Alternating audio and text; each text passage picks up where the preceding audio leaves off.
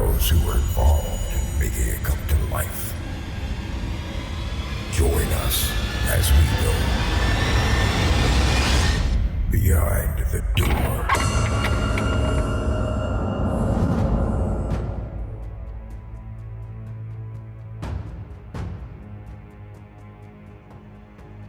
Welcome back to another episode of Behind the Door with the Grey Rooms podcast. Tonight we are discussing Season 2, Episode 11, Everyone's a Critic. Tonight with us we have the author Lachlan Watt. Hello, hello. We also have the main actor Kelly Nienaltowski with us tonight. Hi, everybody. And as always, the producer extraordinaire Jason Wilson, who apparently is traveling in a vehicle right now. Hey, hello. Hopefully I don't sound like really bad. That's it. Currently, you sound great. So you're in a car, Jason. Where are you right now, Lachlan? I'm actually in Justice of the Peace's office, which has been misused. The current state of pandemic.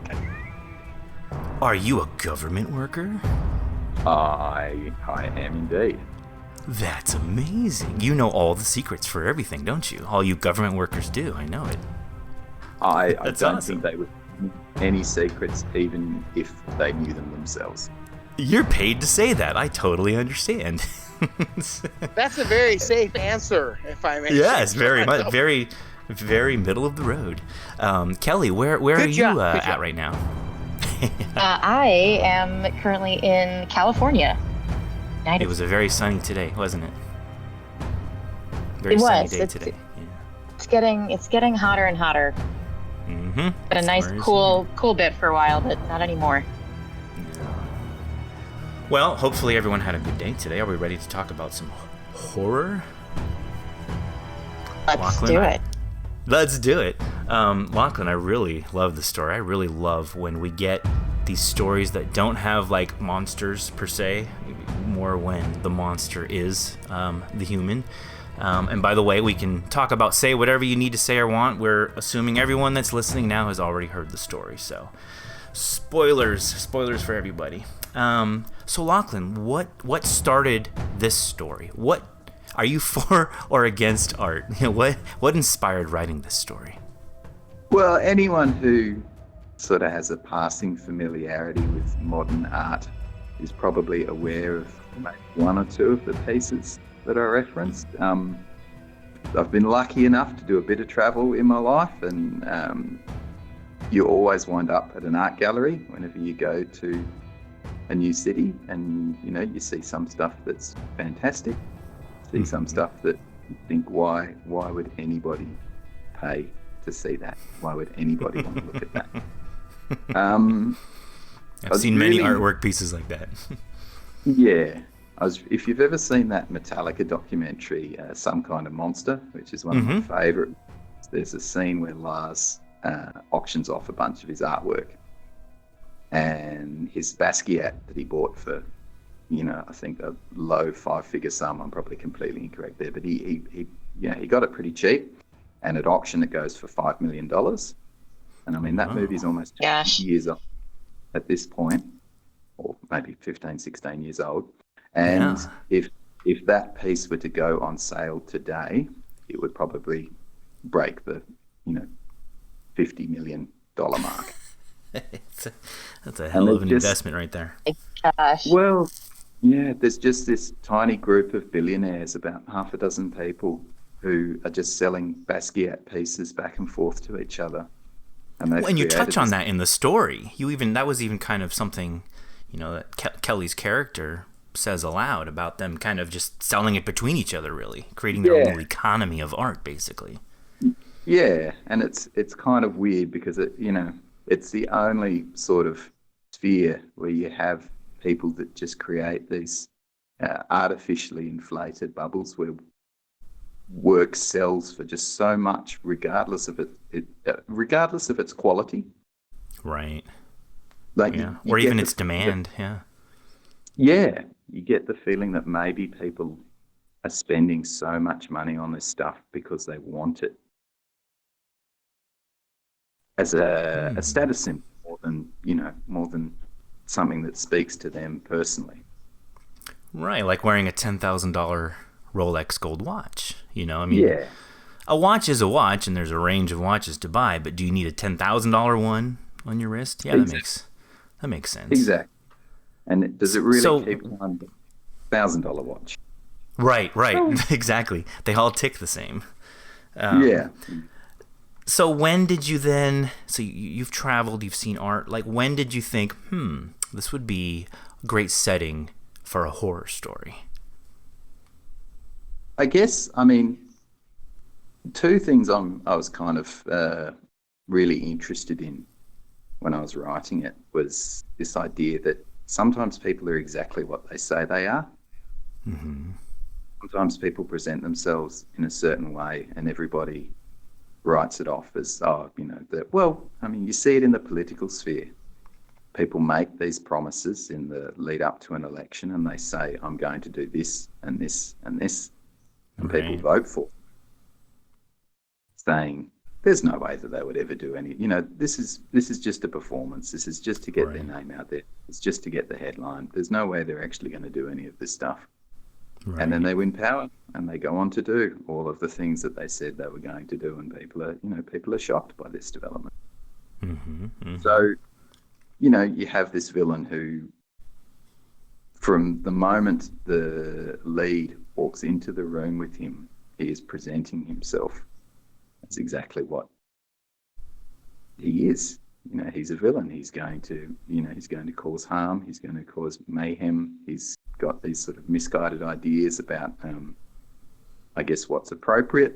How far it is how far you permissibly take artwork, and unfortunately, the lead character sort of ignores all these signs.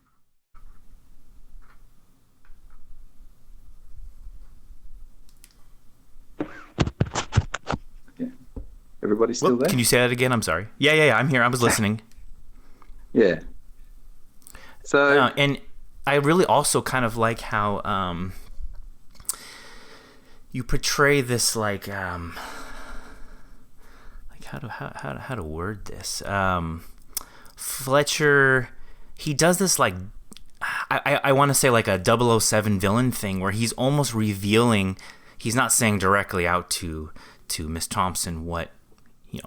I've taken human beings and I'm making them part of my artwork now. Look how crazy I am. But he's kind of revealing very slowly his madness. And it's so cool how it skirts on that line of, even Miss Thomson saying like, oh, I see. You want us to think that you're crazy.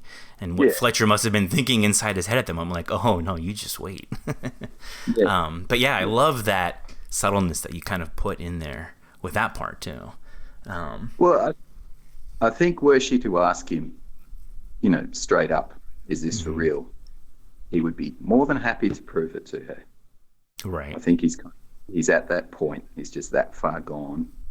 And he just isn't interested in the pretense any longer.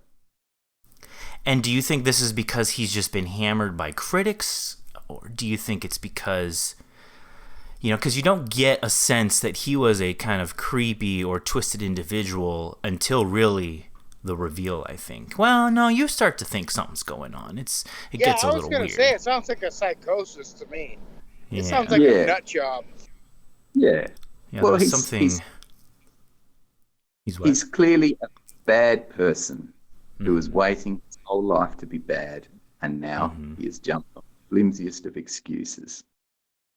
Right, yes, that makes sense. And just wholeheartedly jumps into it. Yeah. It's what a lot of bad people do. They're waiting their whole life for the excuse to do what they've always wanted to give themselves permission to do. Right. Yeah. Now, Kelly, for you, I assume you got the story, you start reading the story, before you record anything. But at what point are you reading it where did it dawn on you maybe what was happening, or where you were like, whoa, this is going to be really fun to play? When did that happen? I can't remember a specific moment, but it was just kind of gradually as I was reading through it, because I was intrigued from the beginning when she's recording about the woman being hit by the car, kind of wondering like, how is that going to come back into the story? Because it's like, Chekhov's gun. You introduce it because it's definitely going to play a part of the story later on. So kind of reading through everything. And then I had this thought when the milk carton thing came up. I'm like, oh, is this where this is going? And it kind of just slowly dawned on me. Like there wasn't a specific moment, but it was kind of just starting to present itself, like you were saying. And I found it really interesting. And it's funny, I'm not a horror aficionado at all. I'm a pansy. I'm a scaredy cat. So reading stuff like this, or watching it or listening to it, I feel like the tension, and could kind of feel the claustrophobia of her being alone with him, even though the space was huge. Just the idea that she was alone and the other person was like, oh, I've never actually been in there. It's like, oh, well, this is so not going to be good. And, what is she getting herself into? And you're just kind of saying like, if she were to flat out ask him, are you for real? I agree. He would have been happy to say, yes, I am. But it's probably the way that I was reading. I was like, she's probably going in there thinking nothing really bad is, truly going to happen to me. Like, I'll be fine. This doesn't happen to people in real life. Now, this is super weird and this is extremely uncomfortable, but it's probably fine. And then it's very much not. So that's interesting to play, especially when you have the two voices of character in the present when she's talking to him, and then the narrative voice, the character who's talking to the audience. So reading it for the first time, because I typically will read something first and then go back and read it again out loud. And it was interesting having that idea of going back and forth between those two voices and trying to keep both of them authentic in the story. So very interesting villain that you cooked up there, Lachlan. He's crazy. Touching on that, what you just said about the recording, did you record Miss Thomson's character interactions separately from her narration parts, or did you kind of record it through from beginning to end? I did it from beginning to end because I didn't want it to feel stagnant, or I wanted to feel choppy. Well, to me, going through and going all the like he said, she said's, I don't want to just say those lines. I still want to be in the moment and telling the story.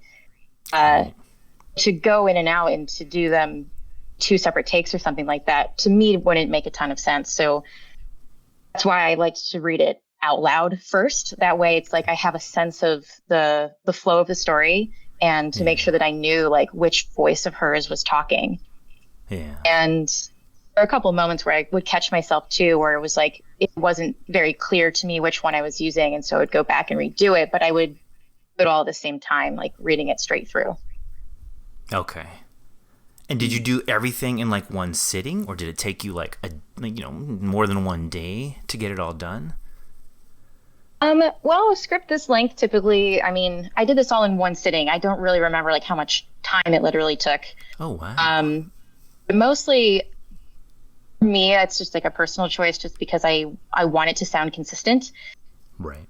It was pretty much just my regular natural voice, but I get into like a certain mood or a certain groove. And so if I were to come back to another day, it's like maybe the timbre of my voice is a little different, or maybe I'm not really locking into the emotion the same way, so it might sound a little disjointed. Yeah. If it was something that was much, much longer, and you might have to. But because this wasn't necessarily like a feature length thing, it's a bit more palatable to kind of get it all done. That makes sense. I like how you said like something could even change, like if you recorded at night and then you woke up the next day to finish your lines, maybe just the temperature in the room is a bit different. Your microphone doesn't pick up the same way. So That kind of makes sense. You really would want to get all kind of done in one session. I never thought of it that way. I don't do any production. I don't know. Jason doesn't share these secrets with me. Like when you watch a movie and they've added scenes in post-production, sort of 6 months after principal photography or something like that, and you can always kind of pick them out. Mm-hmm. Yeah, that's true. That's actually very true. Never thought about that. Especially in this day. It seems like every movie is kind of exhaustively screen tested, and they just add so much in post, and they take stuff out and they ADR new lines in and stuff like that. So there's right, and it's only been like it's only been for me, maybe personally, it's only been the last few years that even my eyes can discern watching a scene where, like a CGI character or something CGI happens. In the past, your brain could always just something was tiny bit off, and you could tell, that's totally computerized. But now, our eyes are fooled so often that we don't even know about it. I'm wondering, like, when that's going to happen with audio. I guess we do that with audio anyways. We fool people with audio a lot. I do wonder about the whole uncanny valley. Like the way it, like if you could make a robot look humanized, basically. At some point, your brain's gonna freak out at how they look because it's too unreal. Yeah. I think the that recent Star Wars movie, which one was it? Rogue One. That had the Grand Moff Tarkin CGI'd in. And that's right. That's right. But something about it, like, I really didn't like that character. It really just touched off something visceral in me. I couldn't stand to see him on screen. There was just something about it. So being computerized just really made it horrible for you. Also really jarring when you go back in a forest. So like if you have a character or a creature or whatever it is, and for one scene you're using a practical puppet, but then for another scene you have to CGI it because they can't do what they want to do with the puppet. And to me, that's super jarring. It's like, just pick one. If it has to be CGI for one scene, then I would rather just be CGI the entire way. I would prefer practical effects because I think they just look better. As far as CGI has come over the last few years, like, nothing beats something that's like really there. In my opinion. Yeah. And I mean, well, we probably grew up, all of us are the age that we grew up with natural, natural special effects. I think that we can appreciate the naturalness for it. A kid at 10 might be like, that looks so fake, because it's not computer generated. I agree. It's surprising if you go back and watch Terminator 2. It's surprising how many of the effects in that everybody thought was CGI at the time were actually practical effects. That's right. We had a really sparing use of CGI. There's really only sort of a half a dozen sequences in it where it's using lots of CGI. Right. Isn't that the best? Yeah. That's right. They even did, like, Linda Hamilton had her twin sister, I think it was, filmed in the movie when they're sparring against, each other. So yeah, you're right. The practical effects, I think, can beat out when you do them properly. Definitely. And also, don't forget, Lachlan, your job is in jeopardy because apparently artificial intelligence is slowly getting used to writing stories now. So we have that to look forward to. I hope that's not the case. I can tell you right now, like, Lachlan, like, you did Fix Me for last season, and that was like one of the funnest things I have ever had to create, because I really love that. Like, I'm a cyberpunk kind of guy, and I really love the mechanics of the story, like getting locked into a room and you have a purpose. And God, I hope that CGI doesn't take over for authors, because I don't care how great a computer is, it cannot just gel with the beauty of the imagination of the individual. That's true. Because all the writing is from the computers. They can't grasp the humanity. They can't really grasp emotions. They can fake it. Everyone can sense it. Everyone can sense, like, that's not authentic. That's not genuine. When you have, someone, like an actual person behind it, you hear that humanity come through. Mm-hmm. Well, shoot, all you got to look is like Star Trek: The Next Generation. I hate to go there, but look at like what was his name? God, Data. Like he spent his entire time as that character trying to learn to be more human because he was not a human. So yeah, I agree, absolutely. And wonderful story, by the way. And Kelly just killed it. I love it. Thank you. Absolutely. So much of what you as a creative is instinctive. Mm-hmm. Like you go back, when you really, you call it the zone. It's that point where you're creating something and you just you're not really aware of time passing. You're not really aware of you're not consciously aware of the choices you're making. And you go back and you read through, just like, well, where did that come from? What's the inspiration for that? There's some line or some digression that you've included that sort of casts everything in a whole new light. And it's just like, how did I come up with that? And I think that's the human factor, that's the X factor that I don't think AI is ever going to be able to replicate. Yeah, that right, because it's so humanistic. It's such a emotions are human, and I think a computer could probably process emotions, but it's never going to really fully know how to emote. It doesn't know how to use that as a proper instrument. It can understand how it works, but not play it properly, I think. I agree. I don't know. Yeah. You have shows like Westworld where they're like, oh, yeah. You have their characters arguing. It's like, oh, no, we definitely have emotions. I haven't seen the third season, so that was an interesting thing about watching that show, was to be like, potential spoilers for anyone listening that's not seen it, but, the robots, the AI being like, these are real memories for us, when really it's like, no, we program these memories for you. They never actually happened. But then arguing, oh, no, we're just as human as you are. It's a fascinating subject, but then I just don't believe that can really ever be that convincing. No. Did you ever see the original of that, by the way? You said Westworld. Did you ever see the original? Like the old, oh my God. Just go back and watch that. Like it's from like the 80s, isn't it? Like the early 80s maybe? Yes, dude. It is like, I'm telling you right now, it is, if you go back and you look at it, it's like way beyond its time.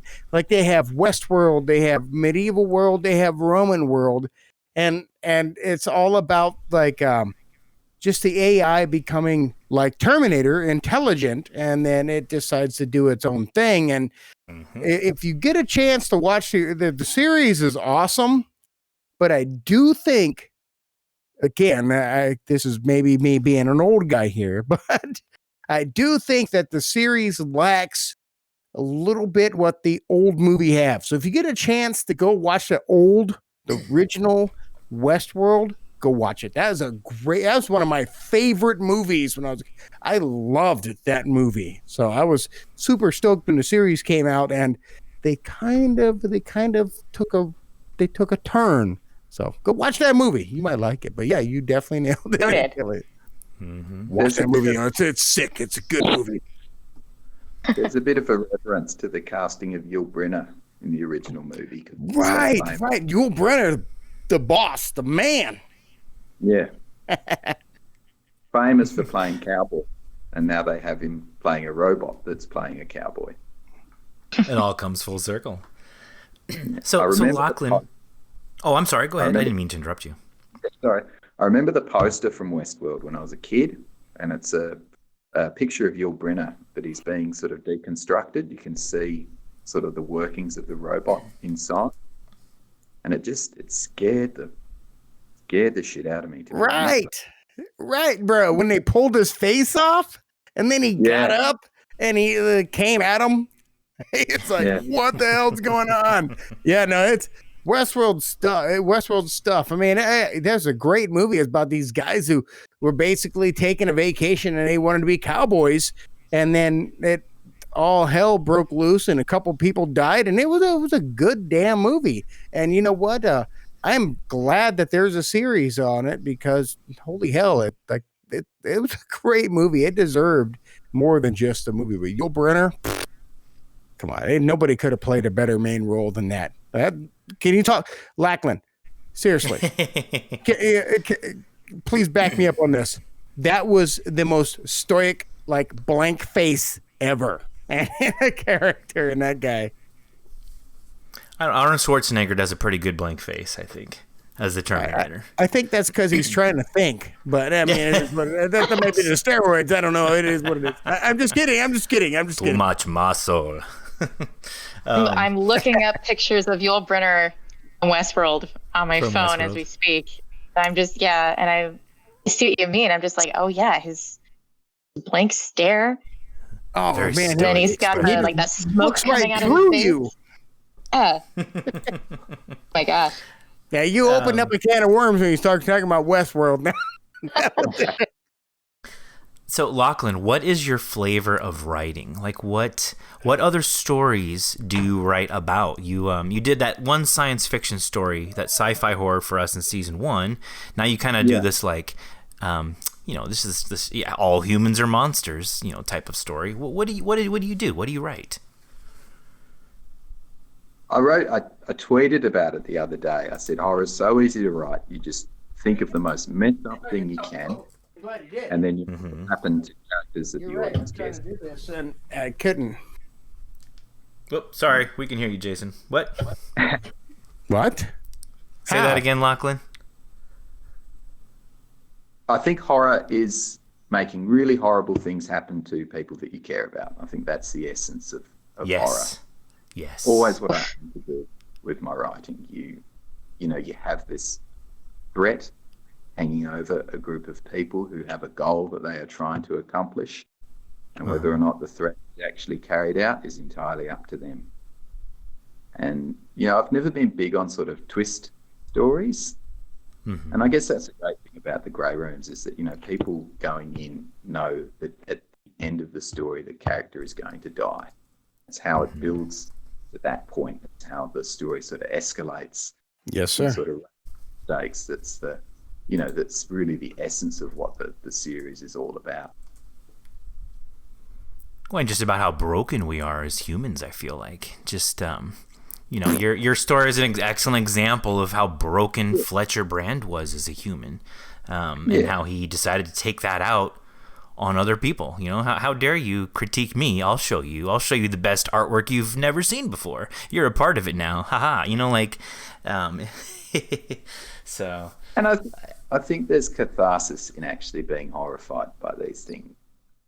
I mean, of course. Writing, the story is about how great the villain is, and it's just them getting away with everything. Then, you come away from that feeling a bit queasy. There's certainly been sort of movies that I've seen where I've just felt like, well, nobody really got what they deserved in that story. And it's funny you say that. Yeah. Yeah, Graham has always said, he always said, like, a character did or did not deserve their death. It's just funny you say that. I'm sorry, I just heard that. It's like funny you say that. I've heard that before.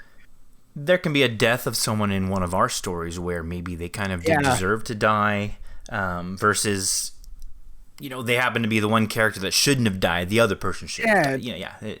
Grandma's always like, oh, man, he deserved that. Or like, I don't really felt that death should have been there. But, it's like we're just judging life. We're just sitting there just judging who's worthy of death and not. Right. So Lachlan nailed it right there. That was a good one. Yeah. I guess it's, do you want to be remembered as sort of a mediocre artist, or do you want to be reviled as this awful, awful serial predator? I'd rather people think of me as a mediocre artist, but there are some people out there for whom infamy is, the trap. And they're going But to how many people are motivated by wanting to be famous just for... Yeah, I don't know. I don't know, man. I mean, honestly, how easy it to be how easy to whatever. Forgive my I'm leaving that in, by the way. I'm so tongue-tied. Is it to be famous for something bad versus something good? Oh, I mean, yes, that is very true. I think that's what he's saying there. It's like, it's so easy to just be like a front page thing and like infamous for all time for just something terrible versus something good. It's the scandal. Everyone likes the scandal because, Right. There's that old saying where it's like good news doesn't sell magazines. Absolutely. People are It's drawn not to the sexy. drama.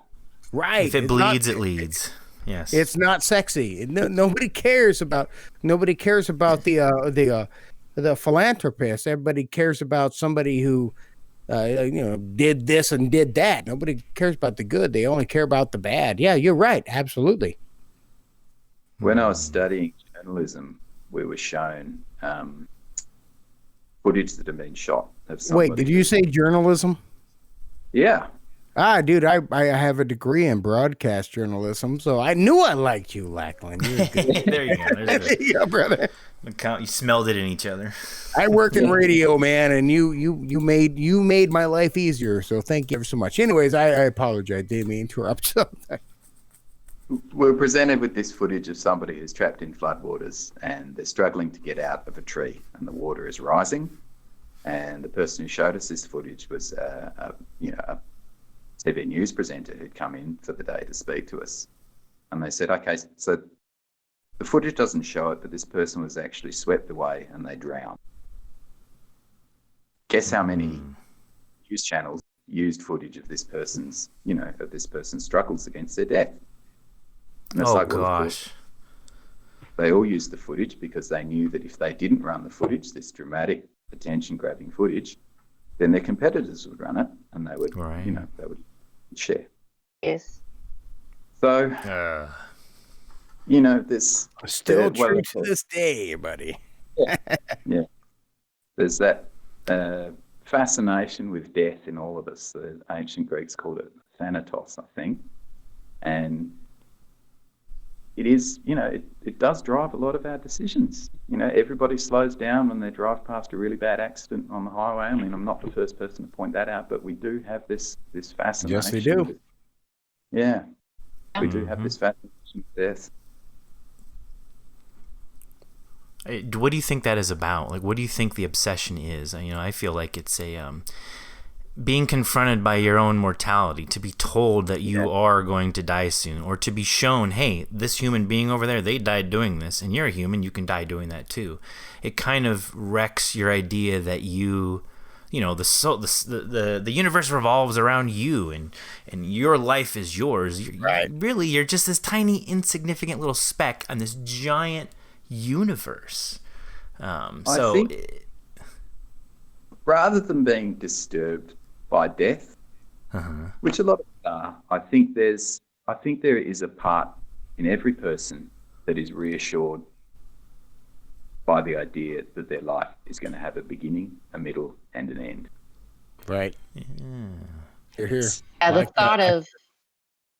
thought of sometimes people would be like, oh, okay, what would you do if you could live forever? And I'd be like, that sounds terrible. I would wouldn't want that. It's like I don't have any joy in thinking about how my life will end, but I also think that I would go absolutely insane out of my mind if I knew that it would never end. Right. That's why vampires suck. I'm sorry. Literally. Being a vampire would suck. I agree with you totally. Seriously.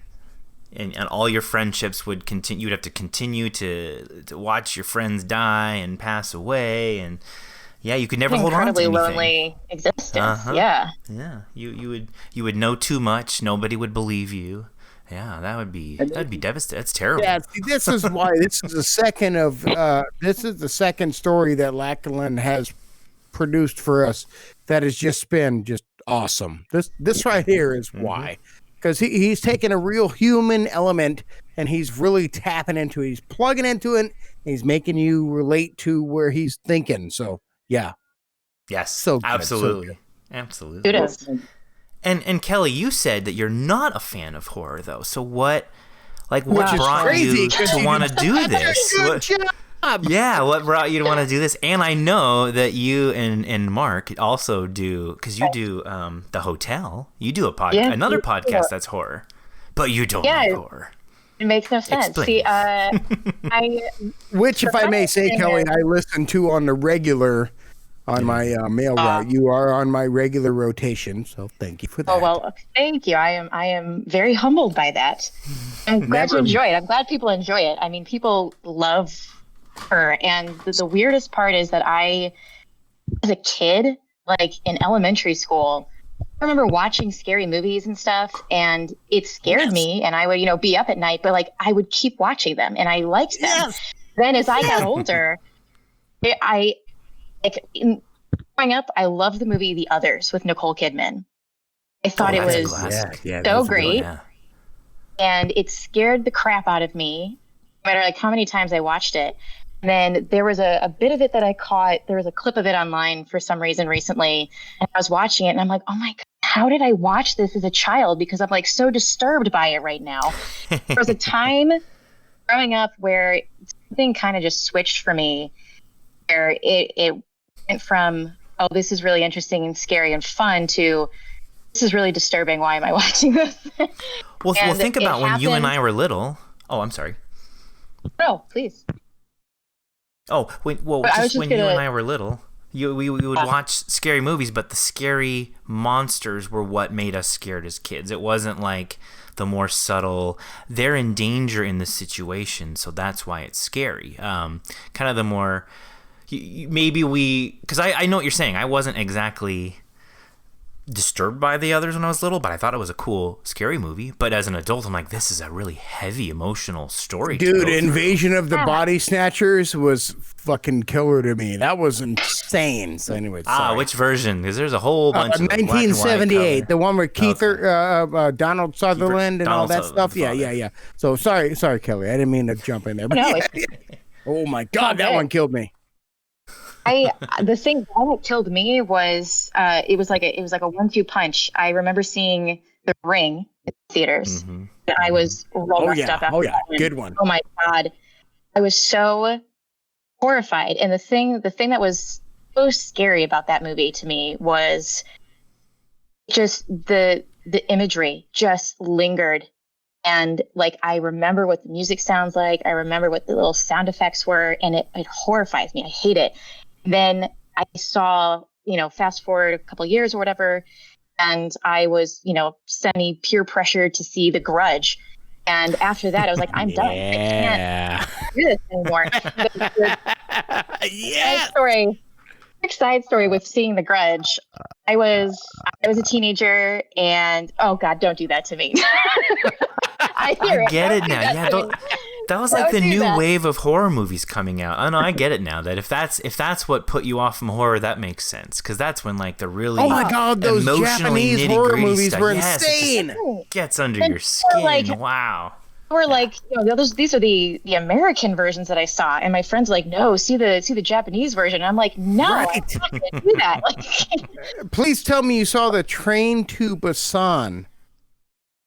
Is that the zombie movie? Okay. Right now, everybody listening, and including people right now here, go to Netflix if you have a Netflix account and look up Train to Busan. Busan. That is one of the best zombie post-apocalypse movies you will ever see in your life. It is insanely good, and I believe it's a Korean film. It might be Japanese. No, it's Korean. Good. So good. If The Grudge, like Kelly's talking about The Grudge, if The Grudge is anything of kind of a measure on that, you're going to love it. So, sorry, Kelly. Watch that movie. You're going to love it. I don't think I will. I'm going to be honest. I don't think I will watch that one. You're trying to convince her to do what she doesn't want to do. She just said, I am not a horror fan. Friends are trying to get me to watch, what is it, the Haunting of Hill House or whatever that is on Netflix. They're like, Kelly, you'd love it. And then I give them a look, and they're like, you're right, Kelly, this is not for you.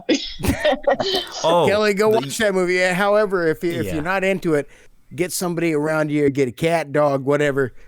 Watch that movie. 2 cats Train to in March, Busan. and you might need a therapist after. Yeah. Anyway, a long roundabout way of answering how I got started in this. We started doing the Theater of Tomorrow. That's how I met Mark and Travis, who's the writer for that series. And through the years of kind of doing that, Travis started to develop the hotel. And, these are my friends, and this is an opportunity to voice. And so I'm like, yeah, absolutely, I'm on board. And I remember reading some of the episodes for the first season of the hotel, and I was just getting nauseous reading them, because I'm like, oh my God, this stuff is it's horrifying.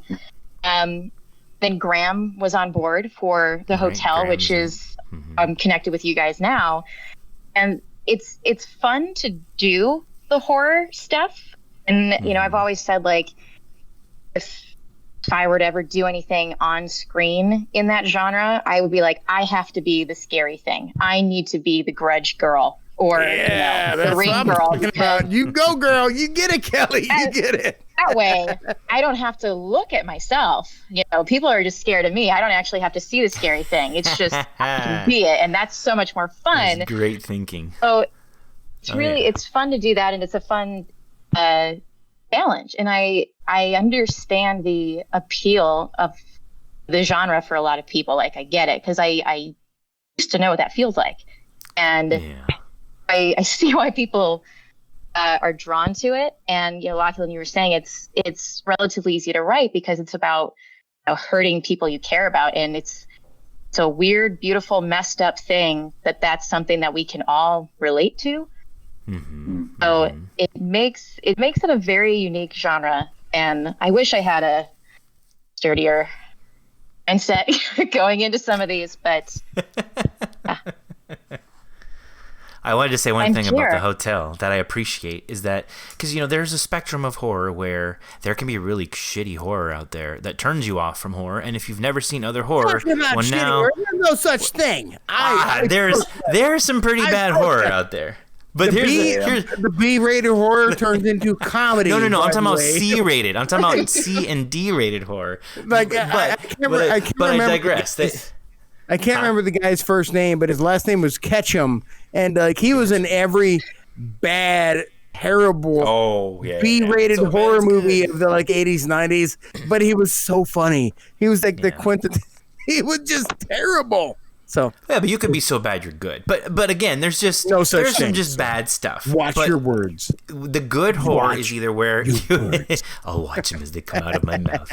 The good horror either doesn't have to reinvent stuff, but definitely can offer a new perspective on things. And so now it's definitely been a few months since I listened to The Hotel, but correct me if I'm wrong. In season 1, it's kind of presented that you get to see everything from the view of the victims, right? That they're being attacked by whoever's in the hotel, or they're seeing the different monsters in the hotel. Season 2, you get to see it from the viewpoint of the monsters attacking the people. That's a really cool viewpoint. That's a really different way to do it. So The Hotel is amazing. That's good horror right there. That's good horror. Thanks. You're doing it right. Travis does a great job at creating these stories, because he's like an endless well of ideas, and he takes, he gets joy out of writing it, and he's very good at it. And so that's another thing, as like an actor, that's really appealing when you have a writer or a producer or whoever it is are really excited about their work, because it just that really rubs off on people, especially in actors. Like, we want to do it justice. Yeah, exactly. It synergizes. Yeah.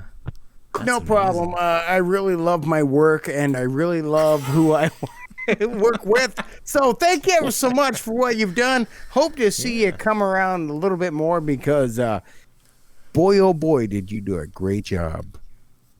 Yeah, absolutely. Thank you very, very much. I appreciate it. Absolutely. So we're getting long in the tooth here. I wanted to make sure that we can discuss some things that people are currently working on.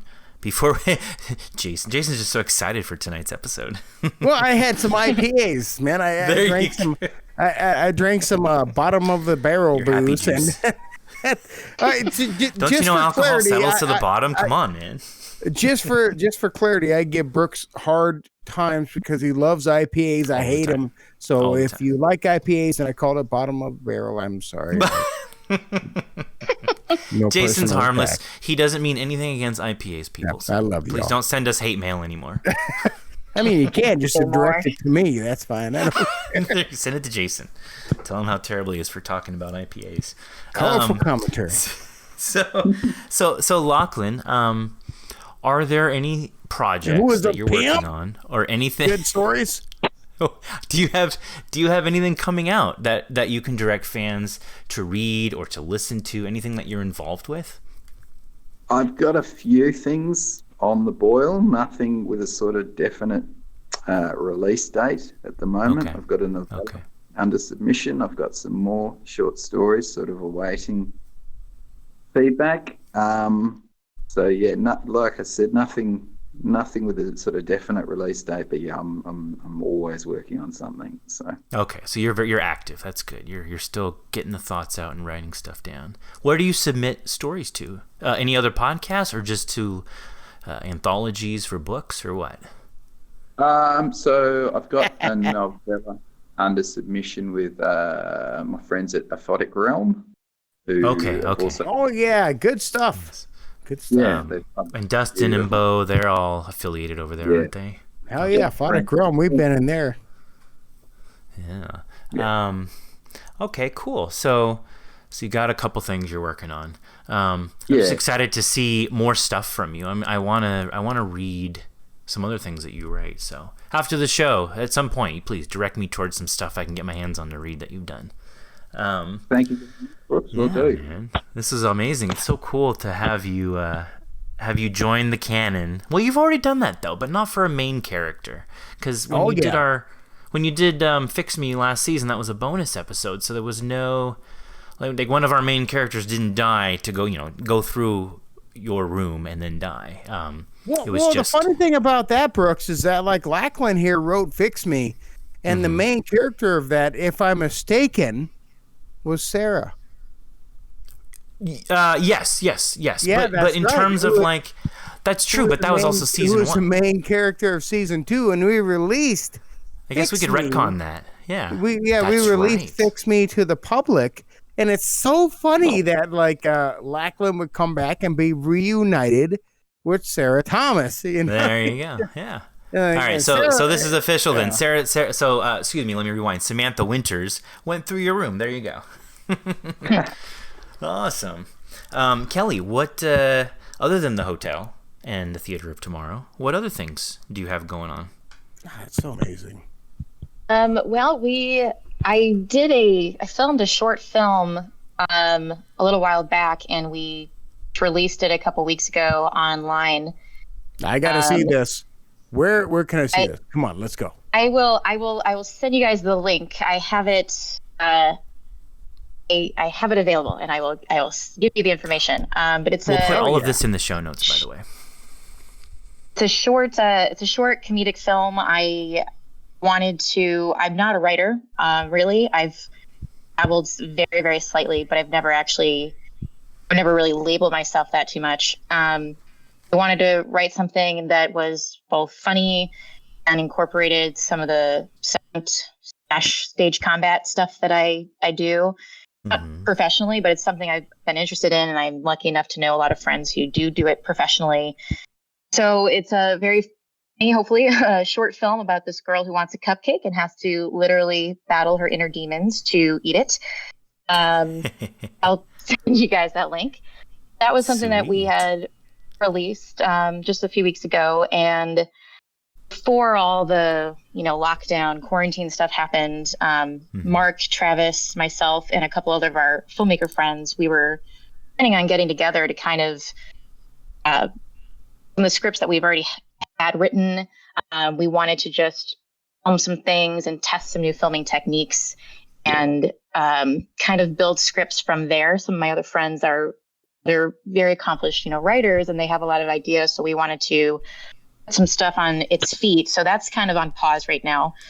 I mean, other than that, we're just, me personally, I'm kind of taking this time off from work and everything because I can't go in. Right. Just to kind of reset. And I've been watching a lot of things that I haven't had time to watch. And just kind of, I'm working out much more regularly and kind of just adjusting some of those things so that when everyone's like, hey, can leave your house now, I'm ready to go. There you go. Yeah, and I hope to God you're going to put the original Westworld on your watch list. He's not going to let you. He's not going to let you leave until you promise to watch that. Yeah, seriously. And keep in mind, this is the 80s, so the special effects are exceptionally cheesy, but they're exceptionally natural. I mean, exceptionally. We're talking like you can straight up see they put some washers on some fingers and they cover them up. Like you're like, oh, okay, that's washers, but it's like, but yeah, it's the basis for the stuff. But damn it, Kelly, you did a great job in the story, man. You really don't sell yourself short on the horror stuff. You were like, I'm doing comedy, I'm doing this stuff, but boy, oh boy, do you deliver. So thank you for letting me produce this for you. I really enjoyed being your producer. So thank you. I can't see I'm blushing right now. Thank you guys. We're currently working on making a mini Jason that we can sell so everyone can bring that in their pocket. But we need to make more than the prototype we have. No, not your mini Jason. An actual mini Jason everyone can carry in their pocket. So when they're feeling down or low, they just pull out little mini Jason, and then you just say how great we are. Well, you know what? Maybe I'll make some ringtones. I'll make some ringtones. Here we go. Here's the deal. For all my voice actors and all of my my authors and everybody out there, I'm gonna make some ringtones just to tell you how great you are. Damn it, because I love you, every one of you. You feel that, Lachlan, all the way over there in Australia? You feel the love? We love you too, boy. There you go. Australia loves you, Jason. God, I gotta get there. I gotta get there one day. Australia's on my bucket list. It truly is. Lachlan, if I ever get down to Australia, I'm gonna send you an IM, and then I'm gonna buy all the beers. Yes. All the Australian IPAs. Just so you know, I will not do that. What are you talking about? I don't want to give them diarrhea. Oh gosh. Oh, you Never like gonna that? hear the That's end good of that. stuff. Anyways. Hey, and on that note, Lachlan, thank you so much for being here, for writing this story for us, for discussing it with us. Yeah, he's on the other side of the fucking globe. Yeah, and you're on your lunch break right now, right? You're on your lunch break, I believe. I better get back to it. I'm not going to be popular. We gotta let you get back to work. Well, thank you, Kelly, Lachlan, ever so much, man. You're the man. Yes, thank you so much. All of your stories have been great. Everything you write is superb, and I am blessed and honored to be one to get to produce them. So thank you, Lachlan. Mm-hmm. Go back to your work. I'm sorry you had to do that. Maybe I can make that a thing of the past in the future. Well, thank you so much, guys. Yeah, it's been amazing. And yeah, I'll just say that from hearing the first episode of The Grey Rooms and not really knowing sort of what direction it was going to go in and what form it was going to take, it's just been blowing me away from day one. Like, it's just, it just seems to hit these new highs as sort of, I guess everyone's finding a bit of a groove and just gets better every episode. Honestly, it's just amazing. Yeah, thanks, man. That's a testament of the community right there, brother. So thank you. You're a part of that, man. You're a man. Yeah. Love you. We all do this together. All of us, yeah. We're all interconnected here. We need our actors. We need our authors. It takes all of us. So one hand washes the other, brother. Yes, exactly. And Kelly, thank you, Kelly. Thank you for recording this story, even though you absolutely hate horror, and we won't tell anybody that you said that.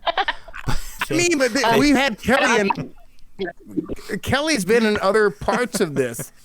She hates horror, but she's here, and she does such a great job. She doesn't hate horror. She wants us to think she hates horror. That's all. Yeah. See, we're getting really deep into her mind now. you know what, Brooks? You know what? I think she's fibbing too. Yes, I believe you. She wants us to think that she doesn't. I'm working on my horror script, starring all of us as our. I knew it. I knew it.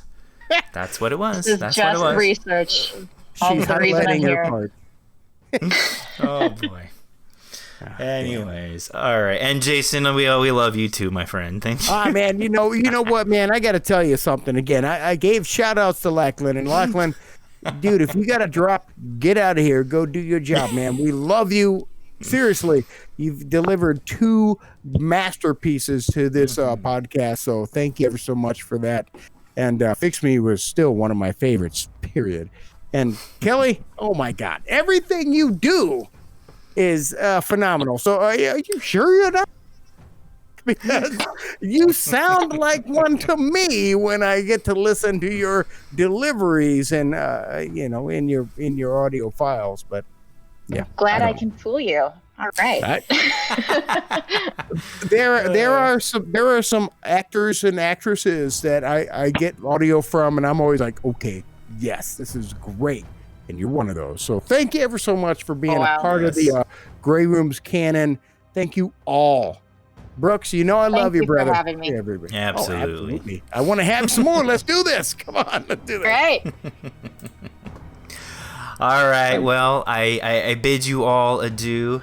Everybody be safe. It's daytime for Lachlan, Brooks, so enjoy your day, Lachlan. Brooks, you can't forget JM. Oh, Cassie. we always do that. You're right. Thank you, JM, for the most absolutely amazing, mind-blowing music. There would be no story without a J.M. Sheriff soundtrack.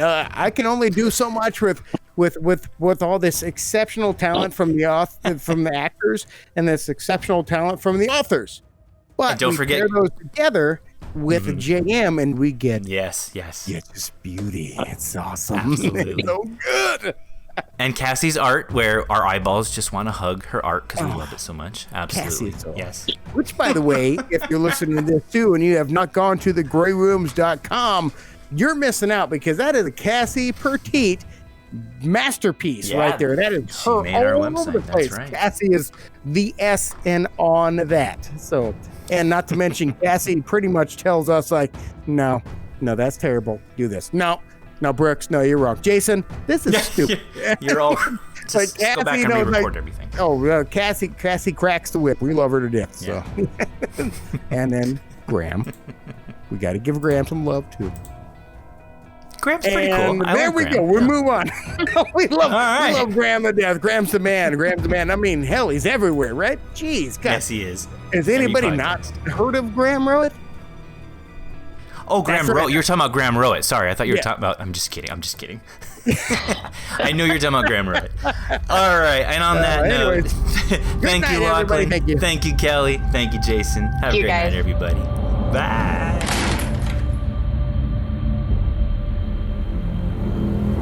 Join us each week after every episode for another edition of Behind